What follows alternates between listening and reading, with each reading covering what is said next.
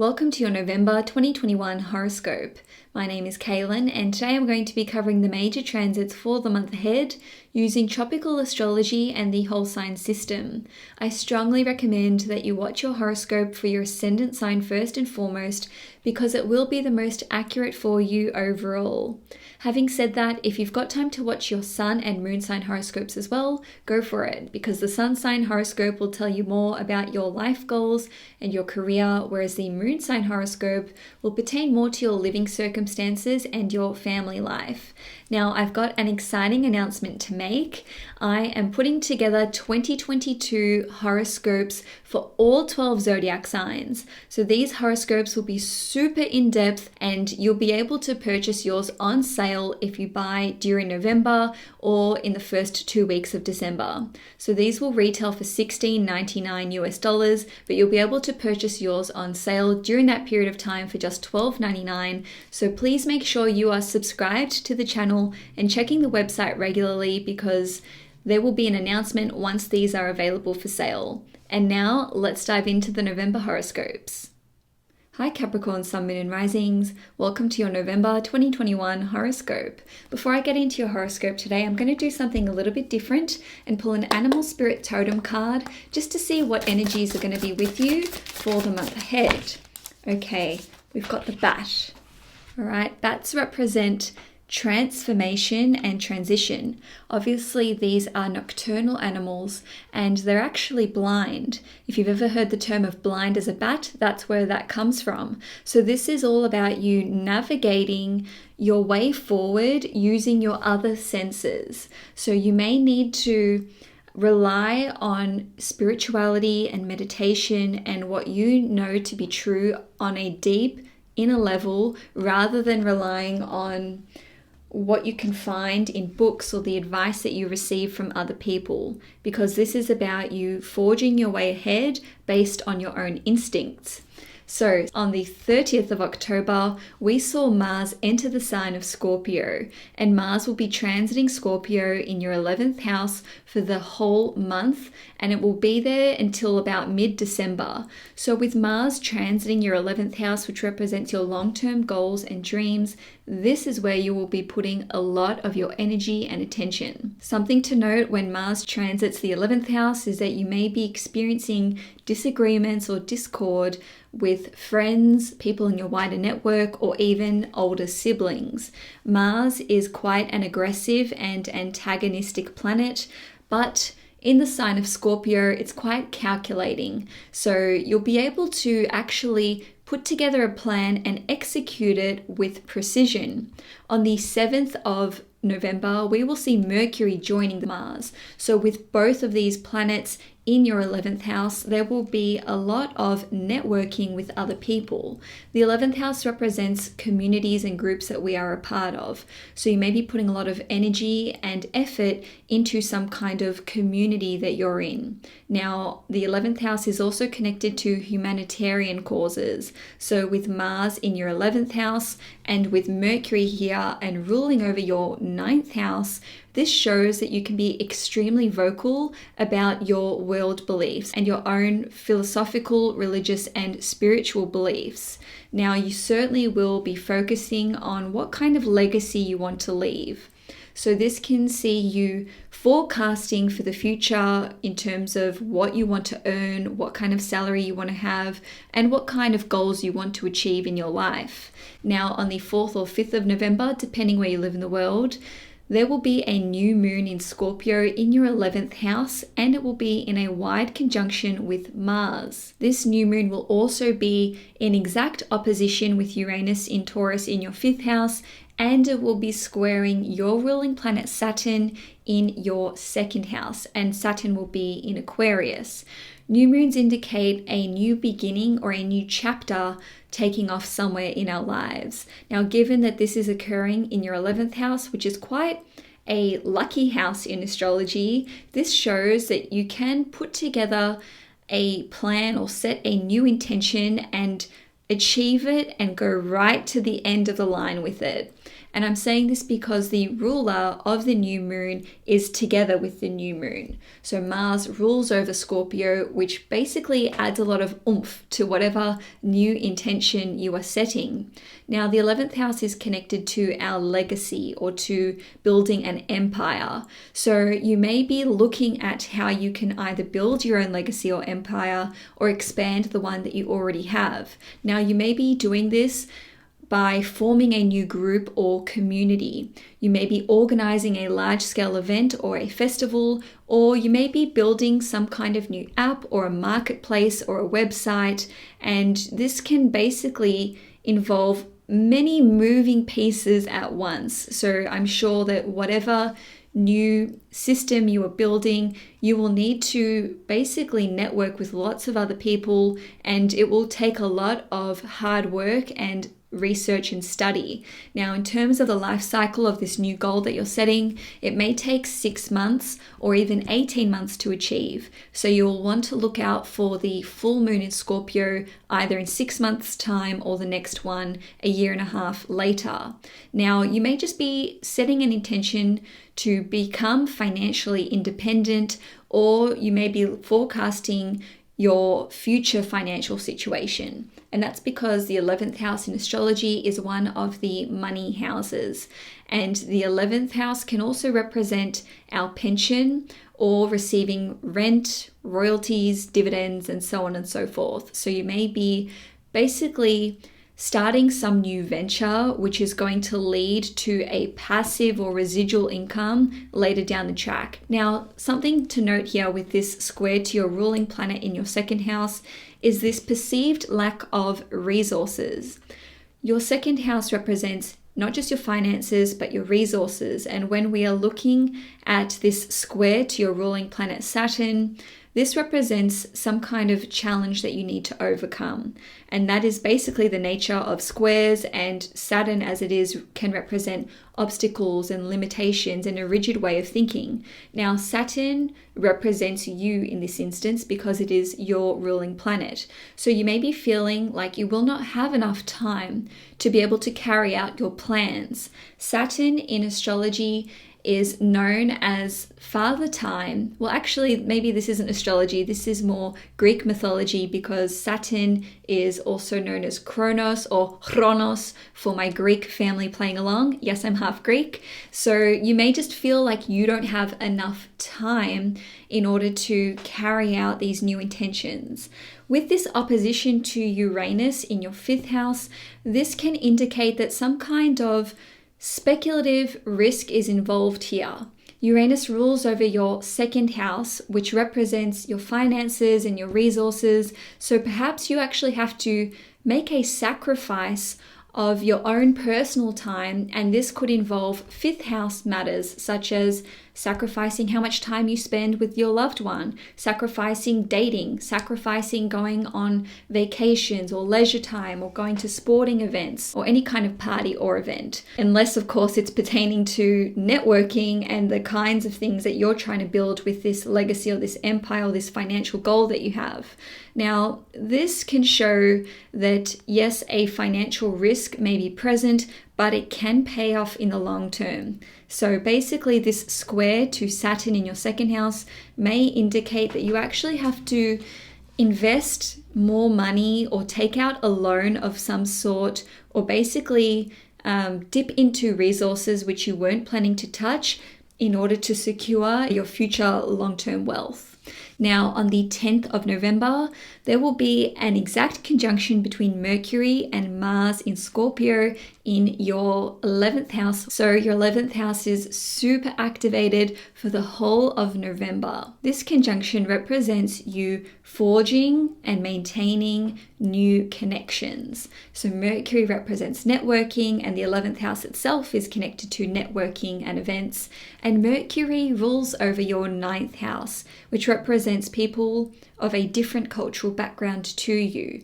So you could be making important connections with people who like I said, are of a different cultural background to you, or it could be as simple as making connections with someone who has a lot of Mercury or Mars in their chart. They could simply just be Gemini, Virgo, Mars, Aries, or Scorpio, Sun, Moon, or Rising. So the purpose of these connections could be motivated by your philosophical beliefs, your religious beliefs, or perhaps your spiritual beliefs.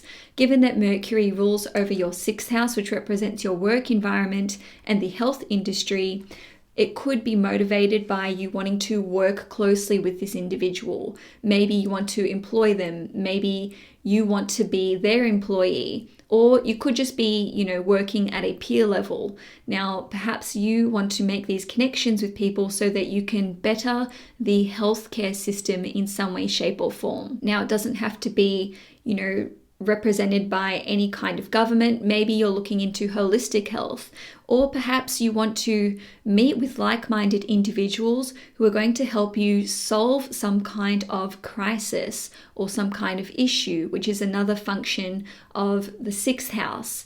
Now, this can indicate that you may be conducting some kind of investigation or deep research. Maybe you're looking into mysteries surrounding your family or your lineage, and this would be represented by Mars ruling over your 4th house of family.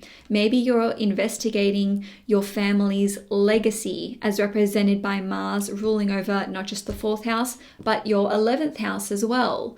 You could just be doing some digging into certain family members or into certain unsolved mysteries. I know I'm using the term mystery a lot, but Mars and Scorpio, what can I say?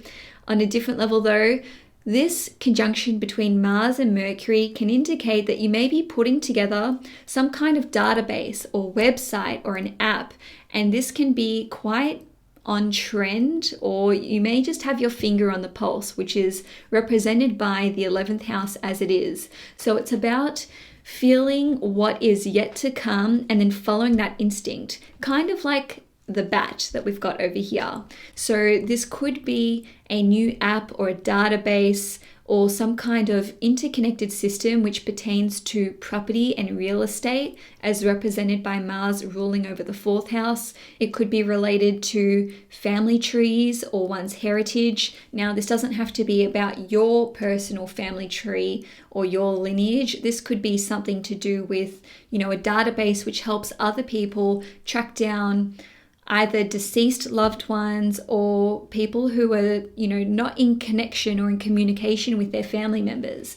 Now, on a different level, with Mercury ruling over your 9th house, perhaps this new website or database or marketplace is connected to the travel and tourism industry, or maybe it's connected to connecting people of a certain religious faith, or people who are simply like-minded in nature, or maybe it's to do with spirituality or even astrology, which is indicated by the sign of Scorpio as it is.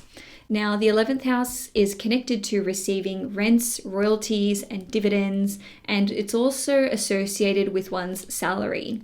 So maybe you're looking at receiving some kind of rent from maybe an Airbnb or from an investment property, or with Mercury ruling over your 9th house, which represents publications, maybe you published some sort of novel or a creative work or a literary work, and now you're able to receive dividends from that. Now, on the 14th of November, Mercury in Scorpio in your 11th house will make an exact opposition to Uranus in Taurus in your 5th house. And just 4 days later, on the 18th of November, Mars in Scorpio in your 11th house will make that exact same opposition. So if I have to bookend those dates about when these energies will be in effect, I would say from about the 12th or the 13th of November through till around the 19th or the 20th of November. So I'm going to interpret these two transits together because they are occurring in such close proximity to one another.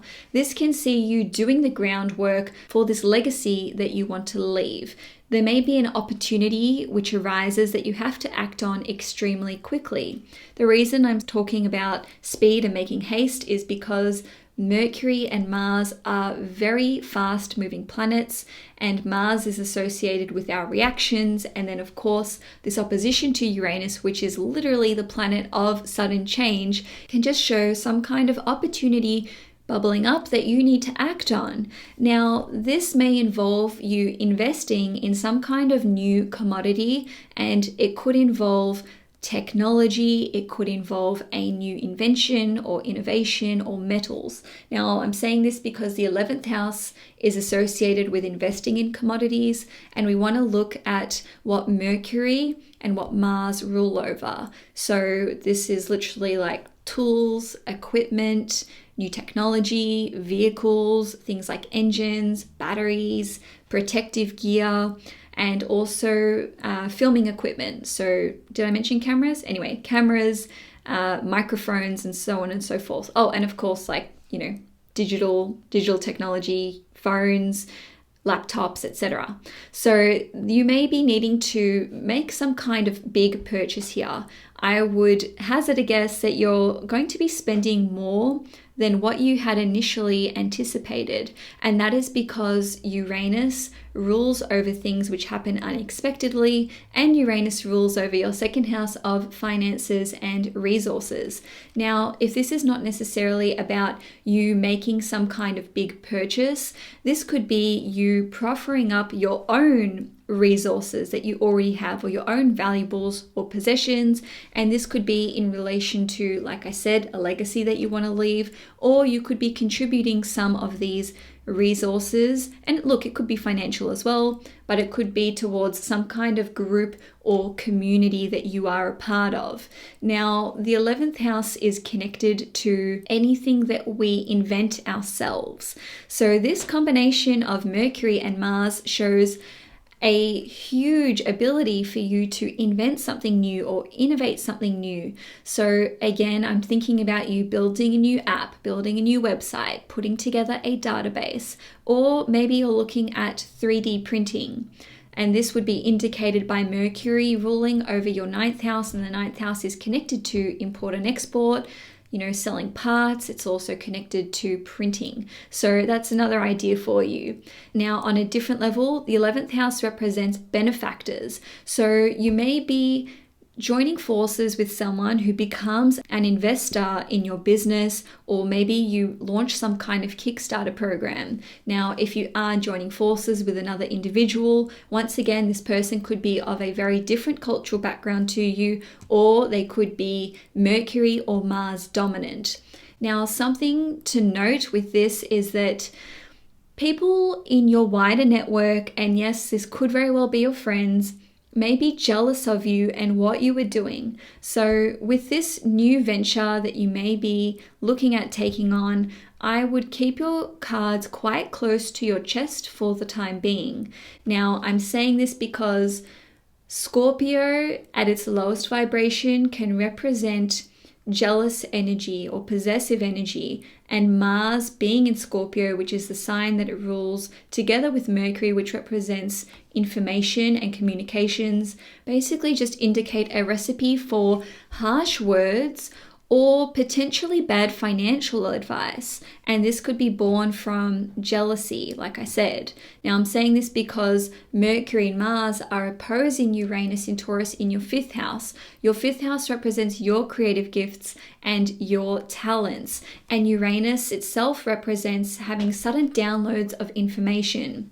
Uranus is the high octave of Mercury. So this represents that your ideas are quite fertile in nature, or they have a lot of potential for growth and expansion. With Uranus ruling over your 2nd house of finances and resources, and oppositions representing an interaction with another person, this is where we're getting this potentially bad financial advice coming through. So a person in your wider network, or someone who's part of a group that you're involved in, or a community, or it could just be someone online, or, worst case scenario, maybe even an older sibling, these people or this individual may be giving you bad advice in terms of what you should be investing in and how to invest your own resources and finances. So that is something that you want to watch out for. But best case scenario is that this new moon intention that you set, or this new idea that you have, basically shows that you are able to execute this and see it to fruition, like I mentioned earlier. And Uranus in the 5th house represents you just having these sudden downloads of information or these sudden insights. So the 5th house, once again, represents your creative gifts and your natural talents. So you are able to use what you've got, make it work, and make it work for you in the long term. Now, on the 19th of November, there will be a full moon lunar eclipse at 27 degrees in Taurus. And this is occurring in your 5th house, which once again is connected to your creative gifts, your talents, and some other stuff as well, which I'll go into. But first, I want to talk about the ruler of this lunar eclipse, which of course is Venus, because Venus rules the sign of Taurus. Venus during the eclipse will be in Capricorn. So even if you don't have Taurus in your chart, this is going to have a profound impact on you Capricorns. Venus will actually be making an exact trine to Uranus in Taurus in your 5th house, and it will be making a sextile to Mars in Scorpio in your 11th house. Venus in astrology represents relationships, finances, resources. It represents our valuables, our possessions, and Venus is also connected to our creativity. More importantly though, Venus represents our sense of value. Okay, this is how much we value ourselves. This represents our feelings towards deservingness.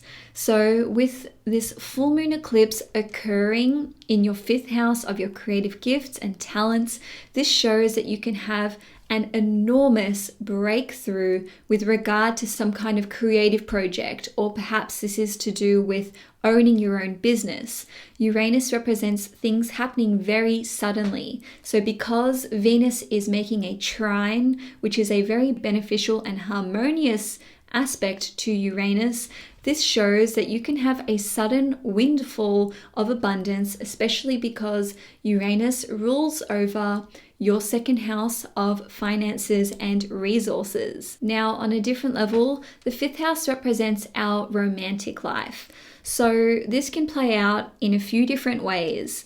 If you are in a relationship which is no longer serving you, or where the other partner was quite rigid and dominating, and maybe there was some kind of imbalance when it comes to the give and take of the relationship, this can dissipate and this can basically end quite abruptly. Now, on a different level, if you've been experiencing issues with your significant other or with a person that you're even just casually dating, this can show that you're able to actually wipe the slate clean and start again. Now, for those of you who are single but who have experienced some kind of emotional heartbreak or even trauma in a previous relationship, and maybe you've sworn off dating, or maybe you just haven't felt ready, this eclipse can basically see you healing at a very deep and profound level. Now, I'm saying that because the moon in Taurus will actually be making a trine to Pluto in Capricorn in your 1st house. So this can see you being totally and utterly transformed at a very deep emotional level. Now, on a different level, the 5th house simply represents our joy and our happiness and our confidence. So if you've really been struggling with figuring out what brings you joy, if you had lost the passion that you initially had for certain creative outlets or for performing, maybe you were singing or dancing or acting or whatever it is, you can actually rediscover this. Essentially, this full moon eclipse in your 5th house represents getting your mojo back or getting your confidence back. Now, something to note though is that eclipse energy, in terms of, feeling emotionally a little bit out of it, or having disturbed sleep, or just feeling overly emotional, this can take place about 4 to 6 weeks before, and these energies can be with us for 4 to 6 weeks after.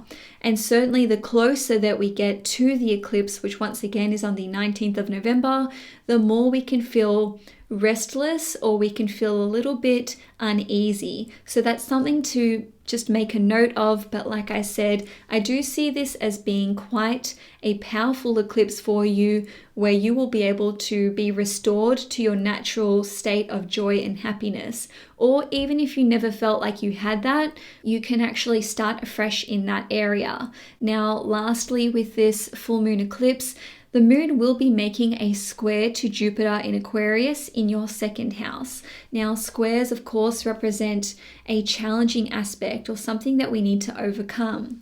Now, the moon and Jupiter, even when they are in hard aspect to one another, they're not going to really harm each other because the moon is such a gentle and nurturing energy, and Jupiter is all about benevolence and forgiveness.